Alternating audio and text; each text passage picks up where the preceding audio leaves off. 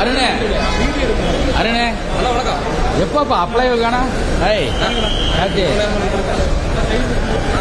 நீண்ட நேரம் ஆயிடுச்சு பொட்டிங்க. வணக்கம். கோவை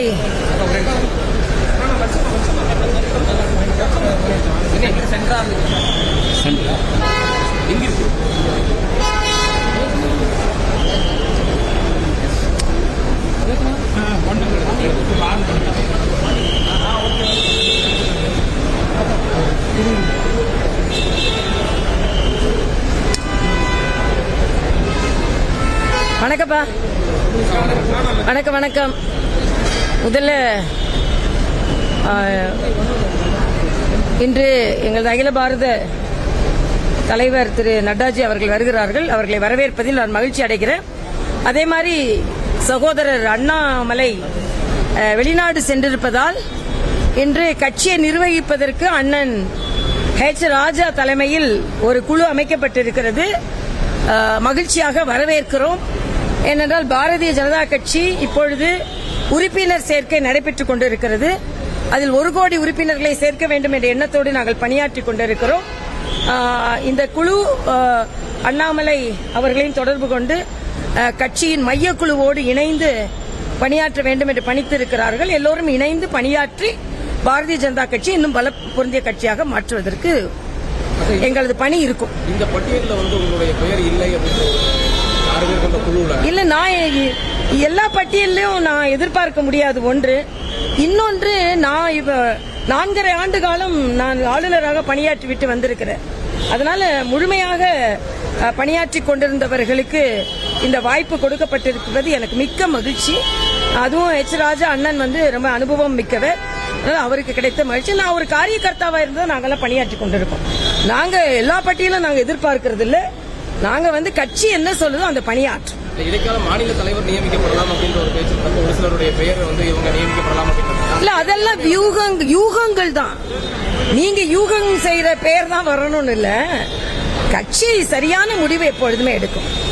அதே மாதிரி இன்னைக்கு முதலமைச்சர் அவர்கள் வெளிநாடு சென்றிருக்கிறார்கள்.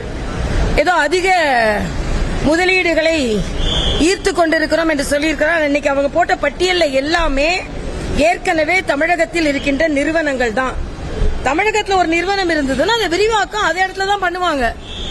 ஆக ஒன்லி விரிவாக்கம் தான் நடைபெற்றுக் கொண்டிருக்கிறது. அதனால் புதிய முயற்சிகள் முதலீடுகள் எதுவும் இருக்கிற மாதிரி எனக்கு தெரியல. தமிழக அரசு தொடர்ந்து மத்திய அரசை சமக்கிர சிக்ஷா அபியான் என்பது குழந்தைகளின் கல்வி அறிவாற்றலை இன்னும் மேம்படுத்துவதற்காக modernisation of education, skill development, ஆக அதுக்கு என்று ஒரு தனி மேம்பாடு உடைய கல்வி திட்டம் அது. அந்த கல்வி திட்டத்திற்கு என்று ஆசிரியர்கள் நியமிக்கப்படுவார்கள். அந்த கல்வி திட்டத்திற்கு என்று ஒரு புதிய திட்டம். அந்த திட்டத்தை அவர்கள் ஏற்றுக்கொள்ளாமல் அதற்கான நிதியை மட்டும் கொடுக்க வேண்டும் என்று சொல்வது சரியல்ல. அந்த திட்டத்தை ஏற்றுக்கொண்டு அந்த திட்டம் எதற்காக அறிமுகப்படுத்தியதோ அதற்காக அந்த திட்டத்தில் உள்ள நல்லவற்றை பயன்படுத்த வேண்டும். ஏதோ அரசியலுக்காக நான் புதிய கல்விக் கொள்கையை நாங்கள் ஏற்றுக்கொள்ள மாட்டோம் என்று சொல்வது சரியல்ல. இவர்களின் ஒவ்வொரு நகர்வும் மாணவர்களை பாதிக்கிறது என்பதுதான் எனது கருத்து.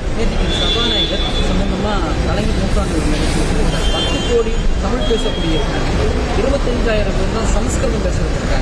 அதனால புதிய கல்விக் கொள்கை இந்த காரணத்துக்கு இல்ல, புதிய கல்விக் கொள்கை சமஸ்கிருதத்தை மாத்திரம் பேசல. புதிய கல்விக் கொள்கை தாய்மொழியை பேசுகிறது.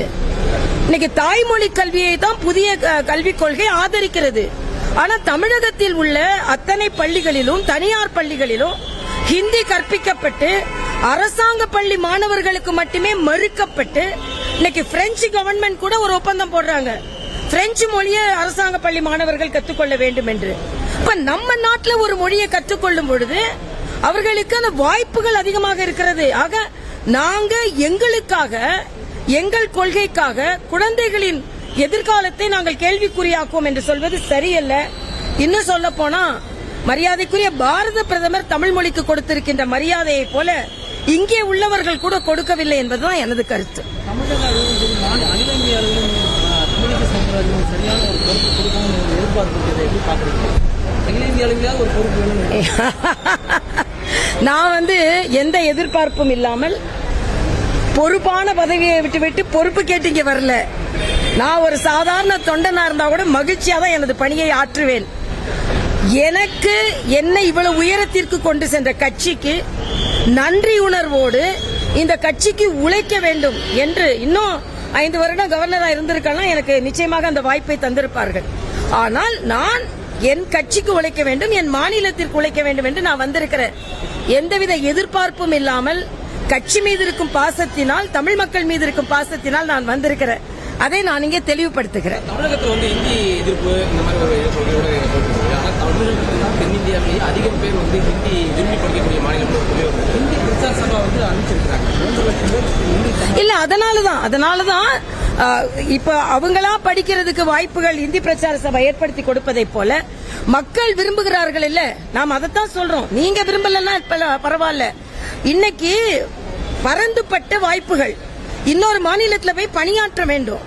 ஆக அப்படி பணியாற்றும் போது அவர்களுக்கு ஹிந்தி தெரிந்திருக்க வேண்டும். நான் ஒரு நாள் ஹிந்தி பிரச்சார சபாக்கு ஒரு நிகழ்ச்சிக்கு போனேன்.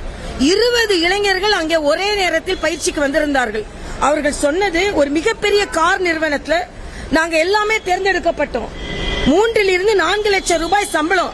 ஆனா எங்களுக்கு ஹிந்தி தெரியாதுன்ன உடனேயே எங்களது பணியாணை திருப்பி பெறப்பட்டது. அதனால 20 பேர் சேர்ந்து இது நடந்தது.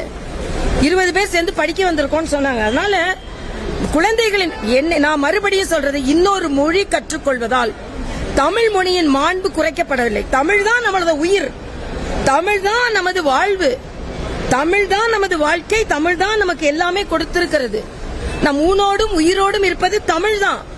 ஆனா இன்னொரு மொழியை பற்றி கற்றுக்கொள்வதில் அந்த தமிழ் தாய் நிச்சயமாக மறுக்க மாட்டாள் என்பதை நாம் புரிந்து கொள்ள வேண்டும். தமிழ் மக்கள் எல்லா வாய்ப்புகளையும் பெற வேண்டும் என்றுதான் தமிழ் தாய் நினைப்பாள். திட்டங்கள் தொடர்பா, அரசியல் தொடர்பா முன்னணி நடிகர்கள் குரல் கொடுப்பாங்க, அவங்களோட வாய்ஸ் அவுட் பண்றாங்க. ஹேமா கமிட்டி தொடர்பா தமிழில் இருக்கக்கூடிய முன்னணி நடிகர்கள் அமைதியாக இருக்காங்க. அவங்க கிட்ட கேளுங்க. ஆனா நாங்க தொடர்ந்து குரல் கொடுத்து கொண்டிருக்கிறோம். இன்னைக்கு கூட நான் அந்த ஹேமா கமிட்டியில பாலியல் ரீதியான துன்புறுத்தல்கள் இந்தியாவில் எந்த மூலையில் இருந்தாலும் அது எதிர்க்கப்பட வேண்டும், பெண்கள் காப்பாற்றப்பட வேண்டும், எல்லா துறையிலும் பெண்கள் காப்பாற்றப்பட வேண்டும் என்பது கருத்து. இன்னொன்று, இன்னைக்கு நான் வரும்போது இன்னொரு தகவலை சொன்னாங்க. தம்பி விஜய் கட்சி ஆரம்பித்திருக்கிறார், இன்னைக்கு ஷிரடி கோயிலுக்கு போயிருக்கிறார் அப்படின்னு ஒரு கேள்வி கேட்டாங்க. நான் சொன்னேன், மக்கள் சேவை மகேசன் சேவை.